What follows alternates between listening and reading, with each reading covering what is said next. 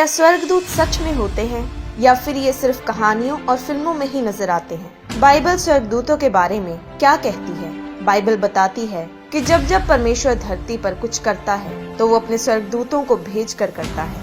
हमारी प्रार्थनाओं का उत्तर, चंगाई, छुटकारा सब स्वर्गदूतों के द्वारा होता है। परमेश्वर अपने स्वर्गदूतों को आज्ञा देता है और वो परमेश्वर के वचन को इस धरती पर पूरा करते हैं। यूहन्ना अध्याय 5 में लिखा है कि यरूशलेम में भेड़ फाटक के पास एक कुंड है जो इब्रानी भाषा में बैतसैदा कहलाता है। उसके 5 ओसारे हैं। इनमें बहुत से बीमार, अंधे, लंगड़े और सूखे अंग वाले पानी के हिलने की आशा में पड़े रहते थे, क्योंकि नियुक्त समय पर परमेश्वर के स्वर्गदूत कुंड में उतरकर पानी को हिलाया करते थे। पानी हिलते ही जो कोई पहले उतरता वह चंगा हो जाता था, चाहे उसकी कोई बीमारी क्यों ना हो। बाइबल बताती है परमेश्वर के स्वर्गदूत लोगों को चंगाई देते थे। स्वर्गदूत संदेश लेकर भी आते थे। न्यायों की पुस्तक अध्याय 13 की 2 आयत में लिखा है कि दानियों के कुल का सोरावासी मानोह नामक एक पुरुष था, जिसकी पत्नी के बांझ होने के कारण कोई पुत्र न था। इस स्त्री को यहोवा के दूत ने दर्शन देकर कहा, सुन, बांझ होने के कारण तेरे बच्चा नहीं, परंतु अब तू गर्भवती होगी और तेरे बेटा होगा। इस बेटे का नाम शिमशोन रखा गया था, जिसे इंग्लिश में हम सैमसन कहते हैं। इसी तरह मरियम के पास भी स्वर्गदूत संदेश लेकर आया था कि वो पवित्र आत्मा से गर्भवती होगी और एक बेटे को जन्म देगी। और लूका अध्याय 1 की 26 आयत में लिखा है कि 6वें महीने में परमेश्वर की ओर से जिब्राइल स्वर्गदूत गलील के नासरत नगर में एक कुंवारी के पास भेजा गया, जिसकी मंगनी यूसुफ नामक दाऊद के घराने के एक पुरुष से हुई थी। और यही स्वर्गदूत मरियम को बताता है कि वो पवित्र आत्मा से गर्भवती होगी और परमेश्वर के बेटे को जन्म देगी, जिसका नाम यीशु होगा। गिनती की पुस्तक अध्याय 22 की 21 आयत में लिखा है, तब बिलाम भोर को उठा और अपनी गधी पर काठी बांधकर मोआबी हाकिमों के संग चल पड़ा, और उसके जाने के कारण परमेश्वर का कोप भड़क उठा और यहोवा का दूत उसका विरोध करने के लिए मार्ग रोक कर खड़ा हो गया। वे अपनी गधी पर सवार होकर जा रहा था और उसके संग उसके 2 सेवक भी थे, और उस गधी को यहोवा का दूत हाथ में नंगी तलवार लिए हुए मार्ग में खड़ा दिखाई पड़ा। तब गधी मार्ग छोड़कर खेत में चली गई। तब बिलाम ने गधी को मारा कि वे फिर मार्ग पर आ जाए। बाइबल ऐसी घटनाओं से भरी पड़ी है जब स्वर्गदूत लोगों को नजर आए, लोगों से बातें की, लोगों को आशीषित किया, दुष्ट लोगों को सजा दी। स्वर्गदूतों ने धर्मी लोगों की रक्षा की और दुष्ट लोगों को सजा दी। तो क्या ये सब सिर्फ बाइबल में ही भरा पड़ा है? क्या आज भी स्वर्गदूत लोगों की जिंदगियों में काम करते हैं? जी हाँ, आज भी स्वर्गदूत परमेश्वर की योजनाओं को इस धरती पर पूरा करते हैं। आज भी वो परमेश्वर के लोगों की सुरक्षा करते हैं।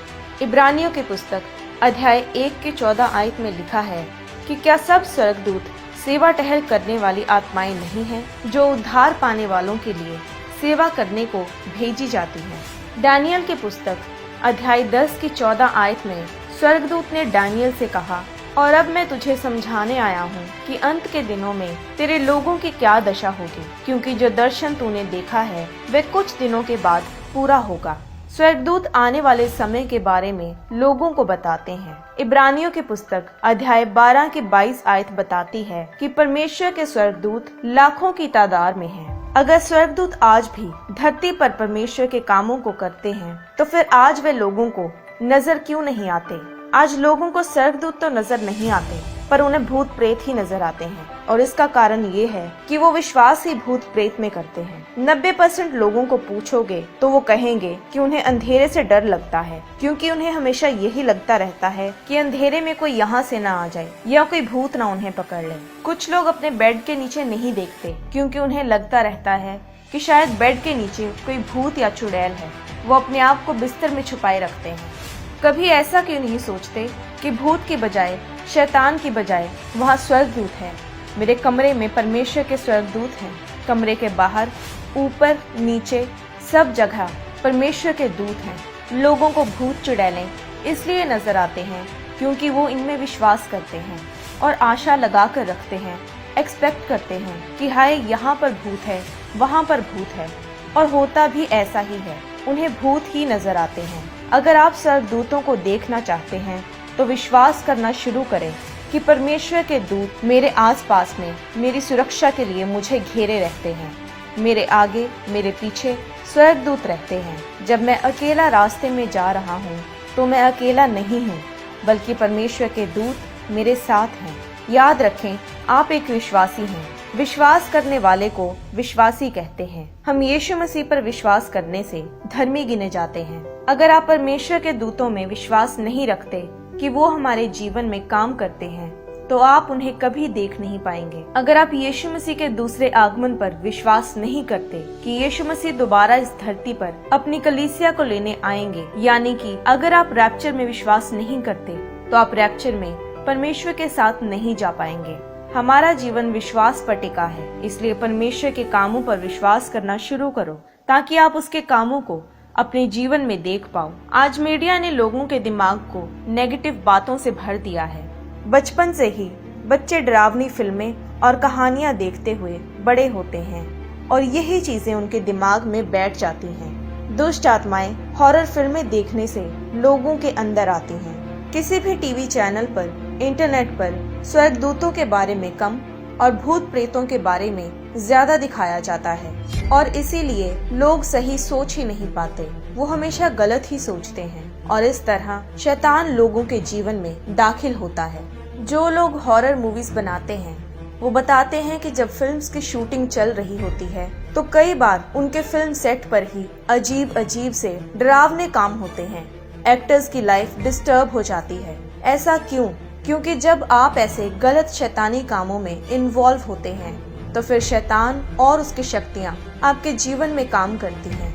पर इसके उलट अगर आप परमेश्वर के कामों को करते हैं, आप चर्च में आते हैं, बाइबल पढ़ते हैं या फिर आप क्रिश्चियन मूवीज और प्रोग्राम्स बनाते हैं, तो फिर परमेश्वर आपके जीवन में काम करता है और परमेश्वर के दूत आपके जीवन में आपकी सहायता करते हैं। डॉक्टर शेन वॉल्स अमेरिका की एक चर्च के पास्टर हैं। वो जब छोटे थे तब से उन्हें स्वर्गदूत नजर आते थे। बचपन से ही उन्हें स्वर्गदूत दिखने शुरू हो गए थे। जब वे 5 साल के थे और केजी क्लास में ही थे तो एक दिन उनकी कलरिंग क्लास थी।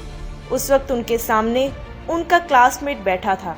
जब उन्होंने उसकी तरफ देखा तो उन्हें उसके पीछे 2 स्वर्गदूत खड़े नजर आए। उस वक्त उन्होंने अपने आसपास देखा तो जितने भी बच्चे उनके आसपास थे सब कलरिंग कर रहे थे, क्योंकि उनमें से किसी को भी वह स्वर्गदूत नजर नहीं आए। उन्होंने एक स्वर्गदूत की आंखों में देखा और उस स्वर्गदूत ने वापस शेन की तरफ देखा। उस दिन के बाद शेन ने उस लड़के को दोबारा कभी नहीं देखा। वह उस दिन के बाद शहर छोड़कर चले गए थे।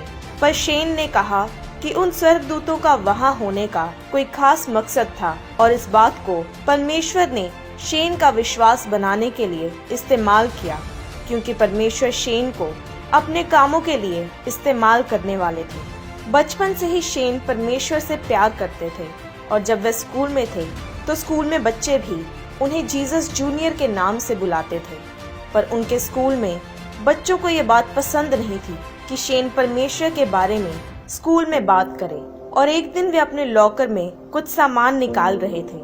उसी वक्त एक लड़के ने शेन को आवाज दी और जब शेन ने वापस मुड़कर देखा और वह लड़का देखने में काफी हट्टा कट्टा था और उसके हाथ में चाकू था जो उसने शेन की तरफ बढ़ाया हुआ था। और उस लड़के ने शेन से कहा कि सभी से यीशु मसीह के बारे में बात करना बंद कर। तो उसके आसपास खड़े सब लड़के शेन की तरफ देखने लगे कि अब वह क्या कहेगा, पर शेन को खुद नहीं पता था कि वह क्या कहे या क्या करे। पर उसी वक्त पवित्र आत्मा ने शेन से बात की और शेन ने वैसा ही किया जो पवित्र आत्मा ने कहा कि वापस अपने लॉकर की तरफ मुड़ और लॉकर से छोटी नए नियम की बाइबल निकाल और अपने और उस लड़के के बीच में जमीन पर बाइबल फेंक और उस लड़के से उस बाइबल को पार करने को कहे। शेन ने ऐसा ही किया और उनके अंदर बहुत डर भी था कि क्या होगा अगर वह लड़का बाइबल को पार कर गया। फिर शेन ने उस लड़के की तरफ देखा और उस लड़के ने बाइबल की तरफ देखा और वापस शेन की तरफ देखा और फिर शेन के ऊपर देखा और उस लड़के का मुंह खुला रह गया। शेन को भी हैरानी हुई कि ये लड़का मेरे से तो नहीं डर सकता। तो शेन ने भी अपने पीछे मुड़कर देखा तो शेन और उसके लॉकर के बीच में एक बहुत बड़ा स्वर्गदूत खड़ा था, पर बाकी लड़कों को वह स्वर्गदूत नहीं दिखाई दिया। वह लड़का जो चाकू लेकर खड़ा था उसने शेन की तरफ देखा और वहाँ से चला गया। बाकी लड़कों को ये लगा कि वह बाइबल से डर कर भाग गया। उस किस्से को भी परमेश्वर ने शेन का विश्वास बढ़ाने को इस्तेमाल किया। स्वर्गदूत हमेशा हमारे साथ रहते हैं, पर हम उन्हें हर समय नहीं देख पाते, इसलिए हमें डरने की कोई जरूरत नहीं। हमें चाहे वह दूत नजर ना आए, पर वह हमेशा परमेश्वर के दिए काम पर रहते हैं और परमेश्वर के लोगों को बचाते हैं। शेन के जीवन पर एक खास गिफ्ट है कि वे दूतों को देख पाते हैं, चाहे वे कलीसिया में प्रचार कर रहे हों, चाहे वे रास्ते पर से जा रहे हों। उन्हें लोगों के पीछे, लोगों के आसपास परमेश्वर की ओर से हमारे लिए दिए गए स्वर्गदूत नजर आते हैं। आज शेन स्वर्गदूतों की समझ में इतना बढ़ चुके हैं, पवित्र आत्मा ने उन्हें सब बातों का ज्ञान दिया है। एक बार वे अपने चर्च में प्रचार कर रहे थे, तो उसी वक्त स्वर्गदूत चर्च के हॉल के लास्ट में एक लाइन में खड़े हो गए और सभी स्वर्गदूत जोर जोर से अपने पंख हिलाने लगे। शेन को इसका मतलब समझ नहीं आया और वे पवित्र आत्मा से पूछने लगे कि इसका मतलब क्या है। तो पवित्र आत्मा ने उन्हें बताया कि जब भी तुम ये होता देखो, तो उसी वक्त जो भी तुम कर रहे हो, तो उसे उसी वक्त रोक दो और आत्मा में मिनिस्ट्री करने लग जाओ। और शेन ने वैसा ही किया और उद्धार की प्रार्थना शुरू की, क्योंकि उद्धार ही सबसे बड़ा चमत्कार है। क्योंकि अगर आप उद्धार ग्रहण कर लें, तो फिर बाकी चमत्कार बहुत आसान हो जाते हैं। फिर शेन ने उन लोगों को आगे बुलाया जिन्हें प्रार्थना की जरूरत थी। तो एक औरत आगे आई और उसने अपनी समस्या बताई कि उसके शरीर में एक और गांठ है और उस कारण वे बहुत परेशान रहती है। इसलिए शेन ने उस औरत पर हाथ रखकर प्रार्थना की और उसके बाद उस औरत ने शेन को बताया कि उस प्रार्थना के बाद वह गांठ और बड़ी हो चुकी है। फिर उसने शेन को सारी बात बताई कि वह उस गांठ के कारण डॉक्टर के पास गई थी और डॉक्टर ने बायोप्सी की तो पता लगा कि उसमें कैंसर है। परमेश्वर ने उस प्रार्थना के बाद उस बहन को छुआ और जब वह गांठ बड़ी हो चुकी थी, तो परमेश्वर ने उस कैंसर वाली गांठ के आसपास एक बांध बनाकर उसे वहीं पर रोक दिया था, जो कि उस कैंसर के आसपास था, ताकि वह कैंसर और ना फैल सके। वह कैंसर वहीं रुक चुका था और उसके शरीर में और नहीं फैला। डॉक्टर ने उस औरत से पूछा कि वह कब से उस कैंसर से पीड़ित है, और जब उसने बताया कि वह कितने सालों से है, तो वह डॉक्टर हैरान हो गए और कहने लगे कि ऐसा हो ही नहीं सकता, क्योंकि अगर ऐसा होता तो वह औरत कब से मर चुकी होती। पर वह कैंसर बढ़ना बंद हो चुका था और डॉक्टर ने उस कैंसर को शरीर से निकाला और तब से वह औरत कई सालों से बिल्कुल आजाद है। शेन वॉल में ये काबिलियत है कि वे स्वर्गदूतों को देख पाते हैं। शेन वॉल की तरह हम भी उन स्वर्गदूतों को देख सकते हैं, उनकी प्रेजेंस को समझ सकते हैं। जैसे कि शैतानी लोग शैतानी चीजें और शैतान देख पाते हैं, वैसे ही परमेश्वर के लोग और बेहतर तरीके से परमेश्वर को और उसके राज्य की चीजों को देख सकते हैं, बल्कि शैतानी लोगों से भी ज्यादा बेहतर तरीके से, क्योंकि हम स्वर्गीय जगहों पर हैं। जहां हम हैं, वहां शैतानी लोग कभी नहीं पहुंच सकते। हमें आत्मिक चीजों की समझ होनी बहुत जरूरी है, क्योंकि जो कुछ भी होता है वह धरती पर शारीरिक रूप में होने से पहले आत्मिक रूप में होता है। हमें सिर्फ आत्मिक कामों की समझ होनी जरूरी है। बाइबल में भी समझ शब्द 300 से भी ज्यादा बार लिखा गया है। जो भी परमेश्वर कहता है, हमें वह आत्मिक रूप से समझने की जरूरत है। हम परमेश्वर की बातों को अपनी समझ से नहीं समझ सकते, क्योंकि परमेश्वर का वचन नीति वचन 3:5 में कहता है कि तू अपनी समझ का सहारा ना लेना, वरन संपूर्ण मन से यहोवा पर भरोसा रखना। परमेश्वर के वचनों और कामों को समझने के लिए जो समझ चाहिए, वह परमेश्वर की ओर से ही मिल सकती है। जैसा नीति वचन 4:7 में लिखा है कि जो कुछ तू प्राप्त करे उसे प्राप्त तो कर, परंतु समझ की प्राप्ति का यत्न घटने ना पाए। पर आप ये समझ कैसे प्राप्त करते हैं? प्रभु यीशु मसीह ने मत्ती 6 में जब हमें प्रार्थना करनी सिखाई, तो उसमें कहा कि तेरा राज्य आए, तेरी मर्जी पूरी हो। यानी हमें परमेश्वर से पूछने की जरूरत है कि परमेश्वर, ये सिचुएशन, ये हालात है, आप कैसे चाहते हैं कि मैं इस हालात को संभालूं? इस सिचुएशन को लेकर आपकी समझ क्या है? मैं वो देखना चाहता हूँ जो आप देखते हैं। जब हम परमेश्वर की समझ के मुताबिक चलते हैं, तो हम उसकी मर्जी पूरी करते हैं।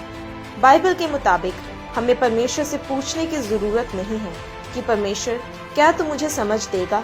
पर जितनों ने भी परमेश्वर से समझ ली, उन्होंने परमेश्वर से सीधा मांगा जैसा भजन संहिता 119 की 34 आयत में लिखा है कि मुझे समझ दे, तब मैं तेरी व्यवस्था को पकड़े रहूंगा और पूर्ण मन से उस पर चलूंगा। क्योंकि जब तक समझ ना होगी, मैं व्यवस्था पर भी ना चल सकूंगा, मैं अगुवाई भी नहीं कर सकूंगा, सेवकाई भी नहीं कर सकूंगा।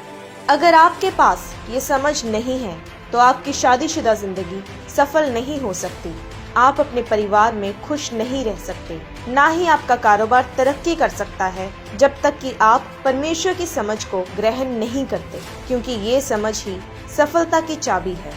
हम अपनी दुनियावी समझ से चलकर ये सोचते हैं कि शायद हम परमेश्वर की आत्मिक समझ में चल रहे हैं, पर असल में हमारी समझ बहुत छोटी है। पर परमेश्वर की समझ की कोई सीमा नहीं है, तो हमें अपनी छोटी समझ से नहीं बल्कि वह परमेश्वर की बड़ी समझ के मुताबिक चलना चाहिए। इसलिए जब भी आप प्रार्थना करें तो परमेश्वर से उसकी समझ को जरूर मांगें, ताकि आप अपने जीवन में जो कुछ भी हो रहा है उसमें परमेश्वर की असली मर्जी को समझ पाएं और उसकी आशीषों को अपने जीवन में हासिल कर पाएं।